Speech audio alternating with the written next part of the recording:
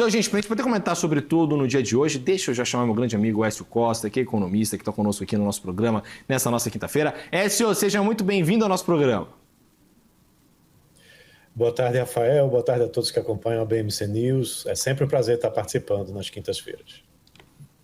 O prazer é todo nosso, Écio. Vamos lá, vamos começar falando um pouco desse otimismo do mercado, né? O Ibovespa, 144 mil pontos hoje aí, novamente subindo, com otimismo, mesmo com tarifaço sem ter sido resolvido, mesmo com o julgamento do Bolsonaro no radar aí. Hoje tem voto, inclusive, da Carmen Lúcia e talvez já do ministro Zanin também, né? Ontem o último voto foram 13 horas, então não dá para saber quanto tempo que vai demorar aí esse julgamento, mas enfim, tem todo esse julgamento no radar, tem muita coisa no radar para cautela, só que o investidor está bem otimista. Sobe hoje 144 mil pontos. O que acontece nesse cenário, SO?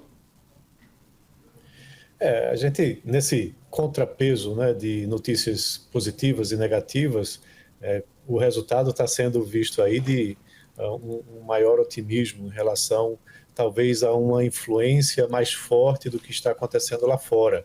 Como você já bem colocou, Rafael, você tem dados de emprego, né, com revisão de empregos para baixo, substancialmente para baixo, com pedidos de desemprego mais elevados e com uma inflação que a inflação cheia apresentou um leve crescimento em relação ao esperado, mas o núcleo se manteve dentro das expectativas lá nos Estados Unidos. Então, isso corrobora a expectativa do Federal Reserve, ou o discurso do Federal Reserve, que a inflação não está sendo a principal preocupação do momento, né, por ela apresentar um comportamento que vai para a convergência da meta, porém o mercado vem mostrando um desaquecimento.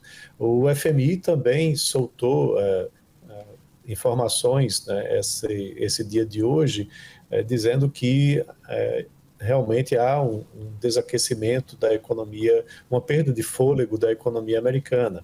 E isso justifica ainda mais a queda, né, de juros da superquarta da semana que vem. A questão realmente é da intensidade dessa queda. E muito provavelmente deve ser ainda do 0,25 base points, né, pontos percentuais, até mesmo para poder sentir um pouco como a inflação e o mercado de trabalho vão se comportar. Essa é a minha aposta. E ainda falando sobre superquarta, voltando aqui para o Brasil, você tem dados de deflação, né, que vieram essa semana, porém foi uma deflação que já era esperada pelo mercado, devido ao bônus de Itaipu, né, que puxou consideravelmente para baixo o preço da energia elétrica e que, por sua vez, tem uma participação forte no cálculo do IPCA, só que, olhando a inflação de serviços, ela voltou a acelerar, o que traz algumas preocupações nesse sentido. E os dados de hoje, né, do varejo, mostram uma desaceleração acontecendo aí no consumo, principalmente por conta do crédito mais caro, né? Você tem uma Selic de 15%, então isso dificulta, né, o consumo, o parcelamento, né, a precificação, né, dos financiamentos, e aí a tendência é realmente você ter uma desaceleração de consumo, e aí o varejo vem respondendo com um quarto mês consecutivo de queda, né, no seu volume de vendas. E isso indica futuramente, né, uma redução de taxa de juros. Porém, a gente continua observando o lado fiscal, onde você mencionou que o prisma fiscal está um pouco mais otimista, né, para o resultado desse ano, só que a gente vê que o segundo semestre deve ser um semestre de impulso fiscal relevante. Enquanto no primeiro semestre a gente teve um impulso fiscal negativo, ou seja, se gastou menos do que se esperava, no segundo semestre a história muda. Os precatórios foram pagos agora no mês de julho, e você tem uma série de outras despesas que estavam, inclusive, represadas, porque o orçamento ainda estava em votação no primeiro semestre. Havia um contingenciamento também no primeiro semestre, e agora isso tudo vai ser solto, né? Os gastos vão acontecer, o que pode trazer pressão na inflação e assim, a expectativa para essa super quarta da semana que vem no lado brasileiro é realmente de manutenção de taxa de juros no atual patamar. Eu digo ainda mais, essa taxa de juros deve permanecer nesse patamar até o final do ano, ao contrário do que alguns analistas falam de talvez um início de redução de juros em dezembro. Então, nesse balanceamento aí de notícias, né, de dados positivos e negativos, na realidade, em direções opostas, né? O que pesa hoje mais para a Bolsa estar desempenhando tão bem, vem realmente do noticiário, a Bolsa e o dólar. Né? O dólar, na realidade, valorizando o real, vem dos dados americanos que trazem um peso bastante relevante. Exatamente, né? E aí, até mesmo olhando para a continuidade, né, dessa expectativa em relação à super quarta, a gente está vendo um mercado muito otimista. Você estava falando, né, que acredita que esse 0,25 ponto percentual deve ser o que vai ser realmente cortado. Só que você acha que tem algum risco do mercado estar otimista demais pelo meio ponto percentual já está precificando? Porque a fala do Jerome Powell faz 2 semanas já, né, a da sexta-feira, que já tinha deixado muito claro que vai cortar os juros em setembro. Então, o corte mínimo era de 0,25 ponto percentual. Só que desde lá até aqui, o mercado lá fora e o nosso aqui tem subido, e subido com mais otimismo. Então, você acha que há talvez um otimismo exacerbado aí do mercado querendo esse meio ponto percentual, ou até mesmo já precificando uma ata do Fed que privilegia esse corte de juros a longo prazo e tudo mais? Eu acho que essa segunda opção, Rafael. Você tem, do discurso do Jerome Powell para cá, dados que mostram esse enfraquecimento do desempenho econômico americano, né? Tem até esses comentários do FMI que eu mencionei, são dados recentes, né? Agora, dessa semana, a correção, né, do relatório de empregos também foi recente, e isso deve trazer mais um peso para futuras reduções da taxa de juros. A intensificação dessa redução, ela deve acontecer talvez para uma reunião seguinte, em se confirmando realmente uma maior desaceleração da economia americana, né? Eles são muito coerentes nesse sentido ao observar o desempenho mais fraco da economia para poder intensificar essa redução de taxa de juros. Então, acredito que o movimento que a gente está vendo agora é precificação, né? O mercado não deixa para reduzir no dia da notícia. Ele antecipa com esses dados, com essas informações, uma movimentação futura, né, do que vai acontecer e já vai fazendo esse movimento. Ou seja, a taxa de juros vai ficar mais baixa lá nos Estados Unidos, então os títulos americanos vão ficar menos atrativos e os investidores vão procurar mercados emergentes que oferecem mais risco, mas que oferecem também maiores recompensas. Onde que isso está? Está aqui no Brasil, né, com a Selic e títulos que estão remunerando aí 15% ou isso mais alguma coisa, né, ou IPCA mais 8%, e na Bolsa também com empresas que estão undervalued, né, estão com um preço muito abaixo, né, do que eles podem entregar. Mercados emergentes sofreram muito, o Brasil principalmente, o mercado acionário sofreu muito no ano passado e vem agora procurando apresentar uma recuperação. Então, acho que vai muito nesse sentido.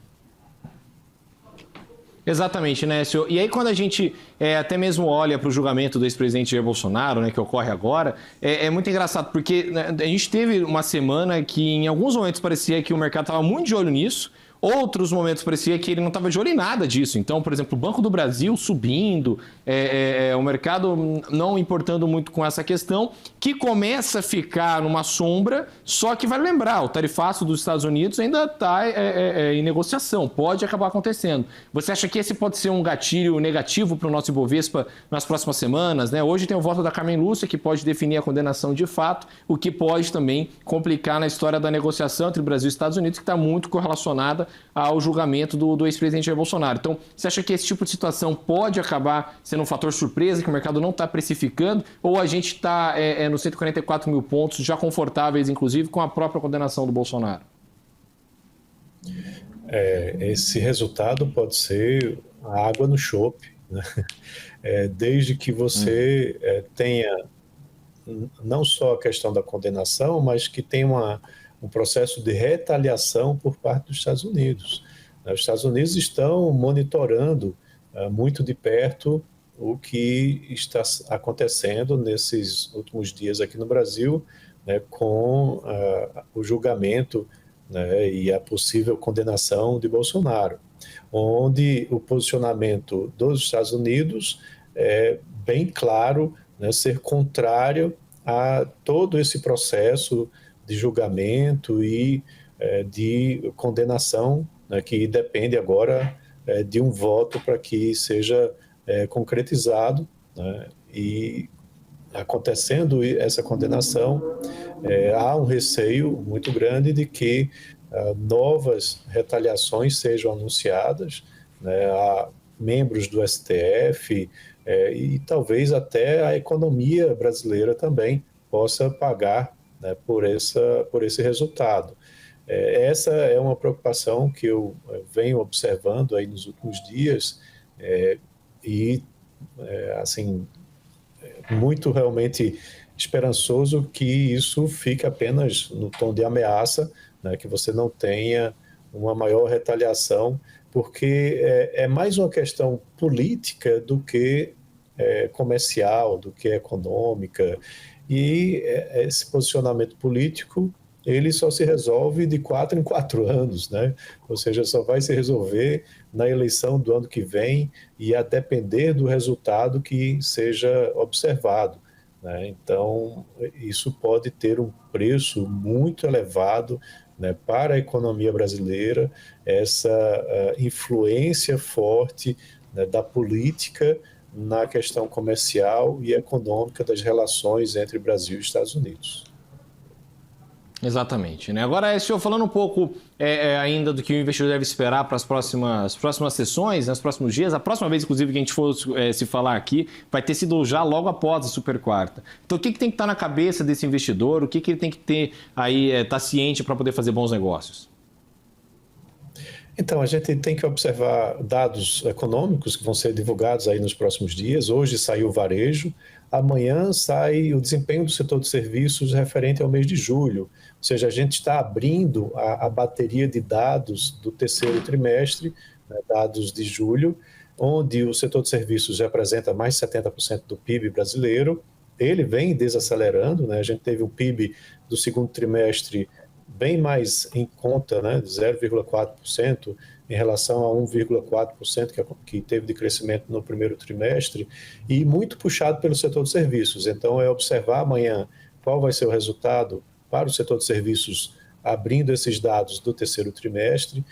Logo em seguida, na semana que vem, aí teremos o IBCBR, né, o indicador de atividade econômica do Banco Central, que é divulgado mensalmente, serve como uma prévia do PIB, e olha todos esses indicadores e diz, olha, a economia cresceu tanto ou não cresceu no mês X, né? No caso, a gente vai estar olhando aí o mês de julho. Isso é muito importante. E aí, na quarta-feira, dia de super quarta, a gente vai estar olhando com grandes expectativas o resultado lá dos Estados Unidos, né, e os comunicados e os discursos que vêm dos membros do Federal Reserve, e aqui no Brasil também, né, o comunicado que virá junto com a provável manutenção, né, da taxa de juros nos atuais 15%, mas sempre olhando o comunicado para o futuro, né, das expectativas dos membros do Comitê de Política Monetária. Pô, perfeito, SO. Queria muito agradecer a sua presença aqui no nosso programa e te espero na semana que vem para a gente poder comentar as decisões da Super Quarta, né? Que já vão ter saído, tanto do Federal Reserve quanto aqui do Banco Central do Brasil, tá certo? Pois é, Rafael. Semana que vem, inclusive, eu vou estar aí em São Paulo, né, de quarta-feira em diante. Então, a gente pode até combinar para fazer presencial aí a minha participação. Vamos Vai ser um combinar. prazer. Vai ser um prazer. Vai ser um prazer. Por favor, venha sim. Vai ser um prazer, SO. Muito obrigado, viu? Te espero, então, quinta-feira que vem, aqui no estúdio da BMC, tá certo? Um abraço a todos. Até semana que vem. Valeu, grande amigo, Écio Costa, economista, conosco aqui no nosso programa, aqui na tela da BMC News.